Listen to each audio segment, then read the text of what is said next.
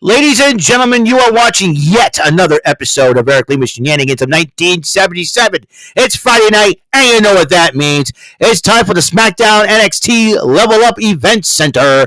And here's the man that lays all the SmackDown in the wrestling reports himself, Eric M. Lima. Thank you very much, Mr. Announcer, sir. Well, hello there, everyone. Welcome to yet another episode of Eric Lima Shenanigans of 1977, episode number 1341.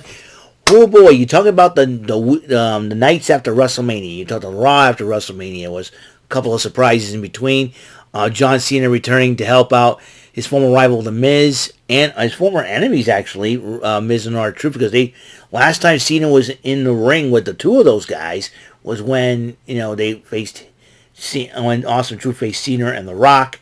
So that's a big deal. But, R-Truth considers John Cena his childhood hero and all, which is hilarious. To help out against the Judgment Day. Then you got the surprise debut, Raw debut of Ilya Dragunov, the NXT champion, defeating Shinsuke Nakamura. And then you got the surprise Raw debut of Roxanne Perez, who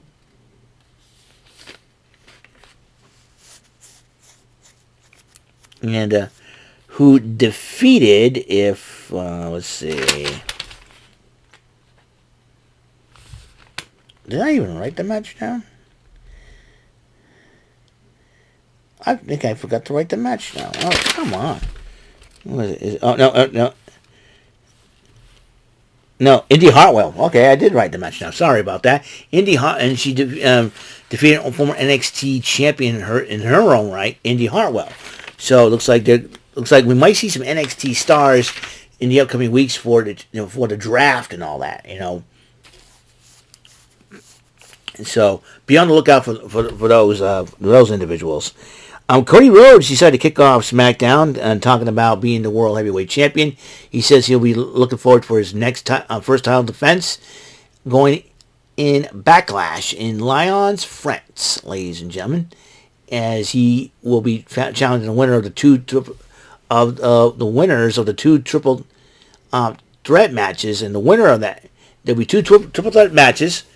In one match, it'll be Kevin Owens versus AJ Styles and Rey Mysterio. The other would be LA Knight, Bobby Lashley, and Santos Escobar. And the winners of those two matches will face off next week in a one-on-one matchup. Winners will face Cody Rhodes for the undisputed WWE World Heavyweight Universal Championship at Backlash in France. So I'm looking forward to that. See what happens there. So Cody Rhodes does kick off SmackDown, talks a little bit about that. He says he'll be looking for the next challenger. So the Bloodline was walking around, and they found their locker room was taken over by the new champ. And Kevin Owens walks by them. You're not invited. There's the broom closet to change into. And then Paul Heyman explained as a result of what happened at WrestleMania 40. But it seems like Solo Sikoa doesn't look too pleased, and neither did Jey Uso. But Paul Heyman says something. He says that sometimes losing brings out consequences. So they had the first triple net threat match: LA Knight versus Bobby Lashley versus Santos Escobar. During the matchup, Santos has summoned the rest of Legado del Fantasma as they try to attack both Lashley and LA Knight. But then here comes the Street Profits and B-Fab. They made sure that Elektra Lopez, Angel, and Roberto get out of the way. And but LA Knight took advantage of the situation, pinning Santos Escobar after the blunt force trauma. 1, 2, 3. One half of that number one contenders match is complete. The other half will be later on that night, tonight. Caleb Braxton interviewed Legado del Fantasma beforehand, though, and they said, Santos Escobar talked about the matchup tonight, and he denied that he put his hands on Dragon Lee. The question is, who did? Now, meanwhile, Caleb Braxton interviewed the LWO in actual time, and Rey Mysterio goes, what Santos got was karma.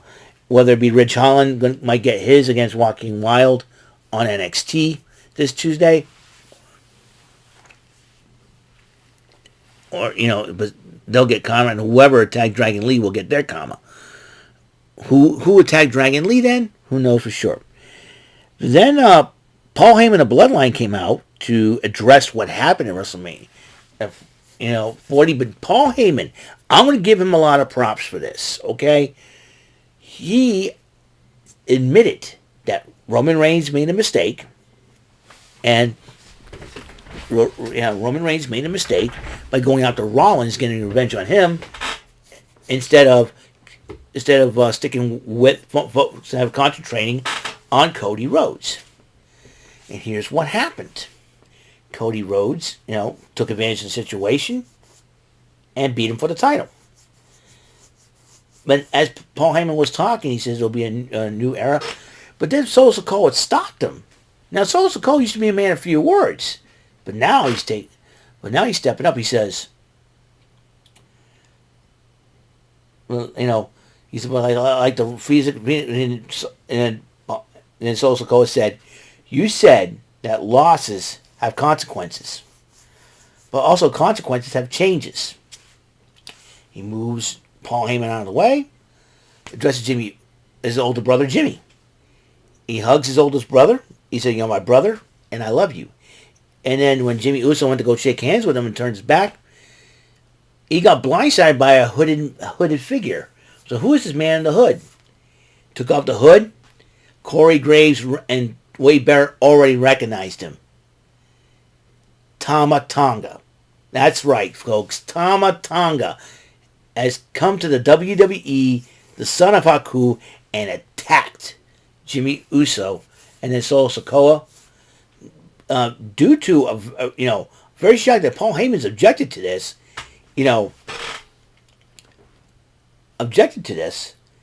Samoan spiked Jimmy Uso. He said that's not what the tribal chief wants, but then they both made Roman Reigns do the 1 point. I got a hunch that, and then when Paul Heyman went to call Roman Reigns, Solo Sikoa smacks the phone out and stomps the phone out. I wonder if the tribal chief Roman Reigns knows anything about this, because this bloodline thing could be going on. Now, a lot of folks saying The Rock may be behind this new formation of the bloodline. That means with the WWE signing Jacob Fatu, where does he fit in all this? Is he going to jump on the board with the original bloodline with Roman Reigns? Or is he going to be in the new bloodline with Solo Sikoa and Tama Tonga? And that means if those three form the new bloodline, will this mean the Usos and Roman Reigns, the original bloodline, reform? Will it be a bloodline civil war at SummerSlam? Possibly, or War Games at Survivor Series? Or could it lead up to the Rock versus Roman Reigns match, WrestleMania 41? Interesting theory. And in fact, JD from New York was on Twitter, and I checked it out. He seems like thinking the same wavelength as I am. Will it be it'll be very interesting to see how this bloodline storyline goes, man. I'm telling you what, now I'm invested in that as well, because the fact is Tama Tonga and Jacob Fatu, they join up with Solo Sikoa. You're going to see Roman Reigns and the Usos reunite.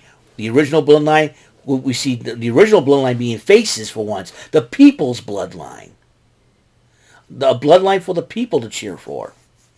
But I think The Rock will be probably be occupied with Cody Rhodes when he comes back. Cody Rhodes versus The Rock could be an excellent matchup for sure. So, yeah, Tama Tonga has arrived, and that's the surprise of the night. Meanwhile, Braun Breaker, fresh off losing the tag team titles to Axiom and Nathan Frazier, along with Baron Corbin as his partner, took on Cameron Grimes. Breaker did win the matchup against the former North American champion. AJ Styles addresses tonight's triple threat match. He's gonna win it. He says it's not personal. It's a necessity.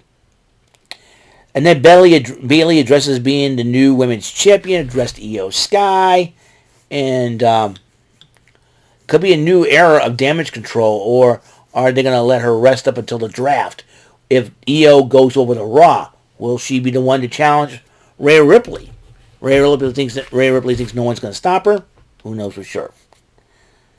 But right now, Bayley addresses, and then Tiffany Stratton interrupts Bayley and says, "I'll accept your challenge." He said, "Oh, I'm not issuing an open challenge, but there's one person I want to step back in the ring with, and that would be Naomi." Naomi comes out, and then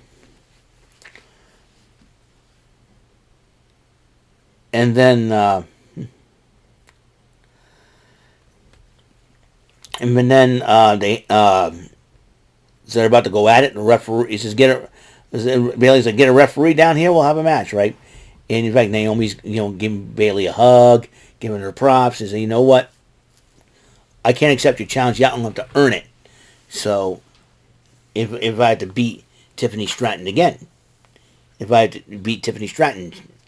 another matchup.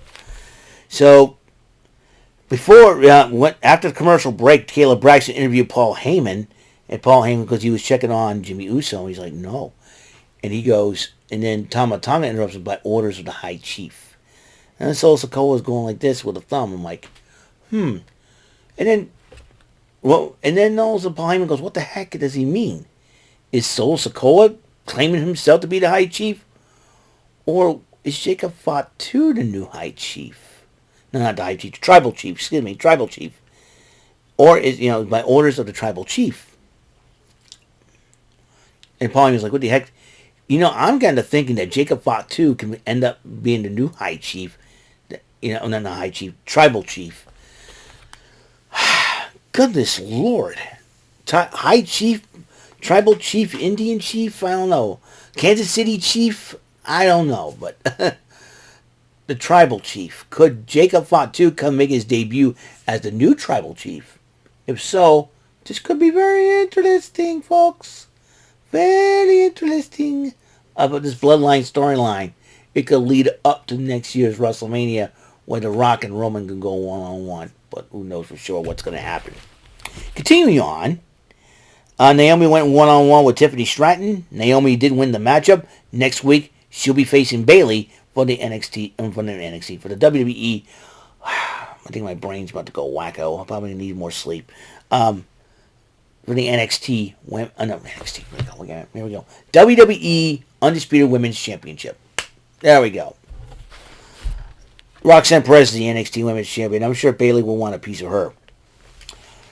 Then, A-Town Down Under, the new tag team champions, Grayson Waller, Austin Theory, cut the promo. Cut a promo being the champs and all that. But then Street Profits and New Catch Republic looks at him and goes, "You know what? I'll find a matchup." So, and Nick Aldis made a 4 corners tag team matchup next week. It will be the Street Profits versus New Catch Republic versus Legado del Fantasma versus the Authors of Pain. The winners of that match will get a first crack at Austin Theory and Grayson Waller for the tag team titles, possibly at Backlash. Who knows for sure.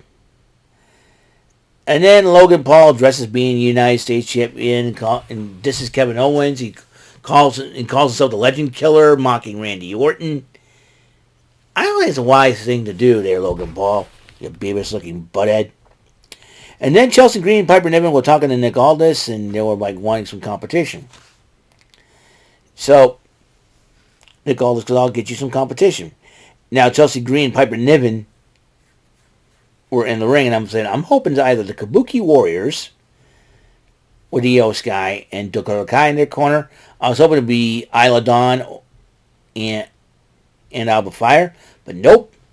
It has to be Bianca Belair, and of all people who dealt with Chelsea Green this past Monday Night Raw, Jade Cargill.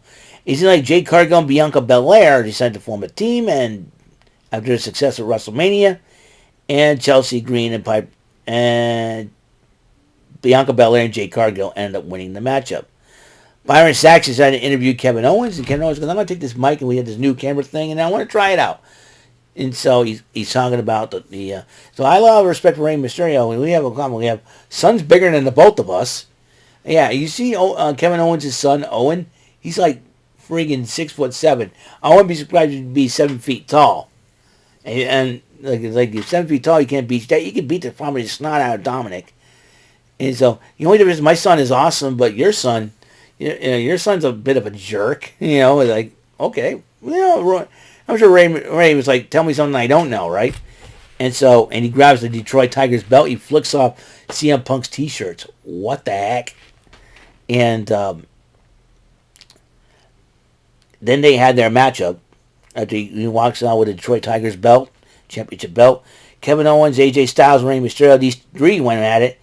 But the winner of that match is AJ Styles. That means a WrestleMania rematch is in order next week. And the winner will face Cody Rhodes for the title at Backlash. So, huge opportunity. Cody Rhodes and AJ Styles will be a heck of a matchup.